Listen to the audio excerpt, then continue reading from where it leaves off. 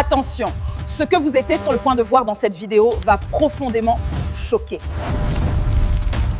Camarade président Vladimir Poutine, camarade président chef d'État africain, camarade chef de délégation, bonjour. C'est un honneur pour moi ce matin donc de prendre la parole ici et de vous passer donc le salut fraternel du peuple du pays des hommes intègres. C'est aussi le lieu pour moi, avant tout propos, de rendre grâce à Dieu, Dieu Tout-Puissant qui nous a permis de nous réunir ici ce matin en bonne santé pour parler de l'avenir et du bien-être donc de nos peuples. Je m'en vais m'excuser auprès des anciens que je pourrais vexer dans mes propos à venir. Africanité oblige, les droits d'aînesse, je me dois de m'excuser. Camarades, j'ai quelques questions donc de ma génération, mille et une questions qu'on se pose. Mais nous n'avons pas de réponse. Et il se trouve qu'ici, nous pouvons laver donc notre linge sale parce qu'on se sent en famille. On se sent en famille en ce sens que la Russie est une famille aussi pour l'Afrique.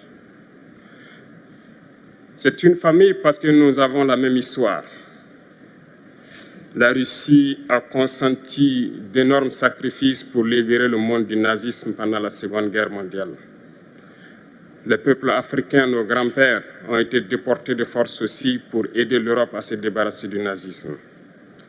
Nous partageons la même histoire en ce sens que nous sommes les peuples oubliés du monde, qu'ils soient dans les livres d'histoire, dans les documentaires ou films. On tend donc à balayer le rôle prépondérant qu'a joué la Russie et de l'Afrique dans cette lutte contre le nazisme. Nous sommes ensemble parce que, actuellement, nous sommes là pour parler de l'avenir de nos peuples, de ce qui va advenir demain, de ce monde libre auquel nous aspirons, de ce monde sans ingérence dans nos affaires internes. Nous avons les mêmes perspectives et je souhaite que ce sommet soit l'occasion donc de pouvoir tisser de très bonnes relations en vue d'un meilleur avenir de nos peuples. Les questions que mes générations se posent sont les suivantes, si je peux me résumer, c'est de ne pas comprendre comment l'Afrique, avec tant de richesses sous notre sol, avec une nature généreuse, de l'eau, du soleil, en abondance, l'Afrique est aujourd'hui le continent le plus pauvre. L'Afrique est un continent affamé. Et comment se fait-il que les chefs d'État traversent donc le monde à mendier? Voici des questions que nous nous posons et que nous n'avons pas de réponse jusque-là. Nous avons l'occasion de tisser de nouvelles relations. Et j'espère que ces relations puissent être les meilleures pour donner un meilleur avenir à nos peuples. Ma génération me charge aussi de dire que, par ce fait de pauvreté, ils sont obligés de traverser l'océan pour essayer de rallier l'Europe. Ils meurent dans l'océan. Mais que prochainement, ils n'iront pas traverser parce qu'ils viendront devant nos palais pour chercher leur pitance quotidienne. Pour ce qui concerne le Burkina Faso, aujourd'hui, nous sommes confrontés depuis plus de 8 ans à la forme de manifestation la plus barbare, la plus violente du néocolonialisme, de l'impérialisme. L'esclavage qu'on tend encore à nous imposer. Nos dévanciers nous ont bien appris une chose. L'esclave qui n'est pas capable d'assumer sa révolte ne mérite pas que l'on s'apitoie sur son sort. Nous ne nous apitoyons pas sur nos sorts, on ne demande pas que quelqu'un s'apitoie sur notre sort. Le peuple burkinabé a décidé de lutter contre l'île terroriste en mesure de relancer son développement.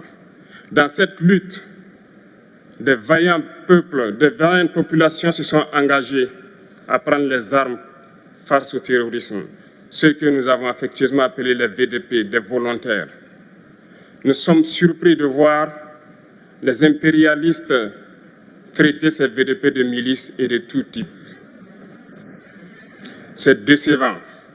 Parce qu'en Europe, lorsque des peuples prennent les armes pour défendre leur patrie, on les traite de patriotes. Nos grands-pères ont été déportés pour sauver l'Europe.